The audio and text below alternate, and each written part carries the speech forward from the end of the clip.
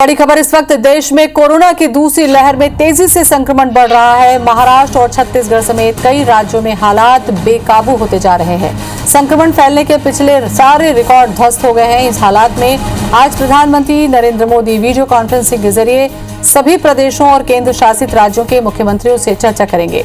संक्रमण की रोकथाम और वैक्सीनेशन को लेकर राज्यों के मुख्यमंत्रियों से चर्चा होगी।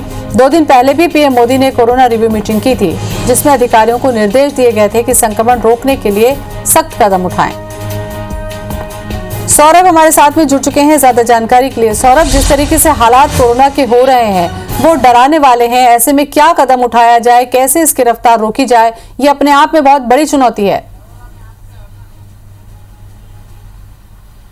बिल्कुल, देखिए छत्तीसगढ़ सरकार अपने स्तर पर तो लगातार काम कर रही है। जैसे हमने देखा पहले कि नाइट कर्फ्यू लगाया गया है, 22 जिलों में नाइट कर्फ्यू लगाया गया था।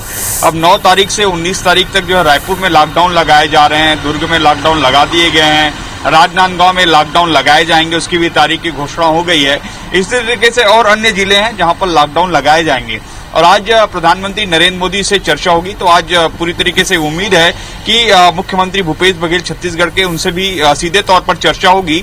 अधिकांश मौकों पर यह देखा जाता है जब देश के सभी राज्यों के मुख्यमंत्री प्रधानमंत्री के साथ वीडियो कॉन्फ्रेंसिंग में जुड़ते हैं तो अधिकांश समय हमने देखा है कि छत्तीसगढ़ लिसनिंग मोड पर ही रहा है, अर्थात वे केवल सुनते ही है। प्रधानमंत्री केवल 3 से 4 राज्यों जो महत्वपूर्ण, जहां पर कोरोना के केसेस ज्यादा है, केवल उन्हीं राज्यों से बातचीत करते हैं। तो संभव है जिस तरीके से महाराष्ट्र के बाद छत्तीसगढ़ दूसरा राज्य है पूरे देश में जहां पर कोरोना का आंकड़ा भयावह है, तो ऐसे में आज पूरी संभावना है कि प्रधानमंत्री नरेंद्र मोदी मुख्यमंत्री भूपेश बघेल से चर्चा करेंगे। तो इस दौरान जो है मुख्यमंत्री भूपेश बघेल भी जो है जिस तरीके से राज्य में कोरोना का आंकड़ा बढ़ रहा है, मौत के आंकड़े बढ़ रहे हैं और कहीं ना कहीं अब लॉकडाउन लगा दिए गए हैं, तो इस लॉकडाउन के बाद जो है हमने देखा कि पिछले 1 साल भी लॉकडाउन के कारण छत्तीसगढ़ की आर्थिक स्थिति जो है काफी बदतर रही है। तो ऐसे में संभावना है कि सरकार, राज्य सरकार जो है 2-3 महत्वपूर्ण मुद्दों पर चर्चा करेगी। उनमें तो सबसे पहले यही कि वैक्सीनेशन को लेकर जो राजनीति अभी हो रही है, उस राजनीति से बाहर आकर जो है छत्तीसगढ़ सरकार एक बार फिर से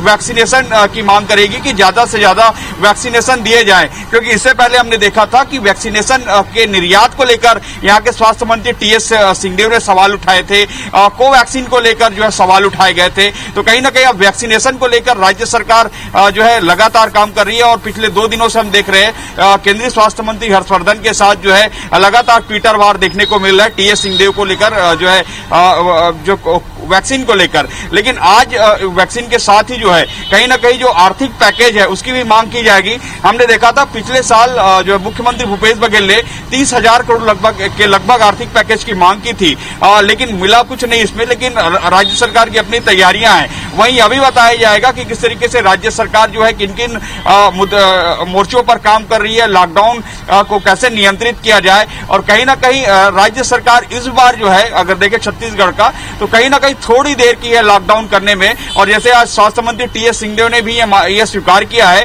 कि अभी पानी जो है सर से ऊपर बह जाता है और तब हम लॉकडाउन करें, तो ये ठीक नहीं होगा, क्योंकि अगर लॉकडाउन पहले कर दिया जाता तो ये स्थिति आज नहीं आती। जैसे हमने कल से पिछले 3 दिन से देख रहे हैं कि लगातार जो है 5 अंकों में कोरोना का आंकड़ा आ रहा है। तो अब देखना होगा कि प्रधानमंत्री नरेंद्र मोदी जब चर्चा करेंगे तो हो सकते हैं वो कुछ सुझाव दें।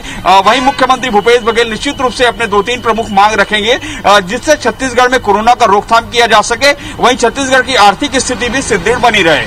चलिए, बहुत बहुत शुक्रिया आपका तमाम जानकारी के लिए सौरभ।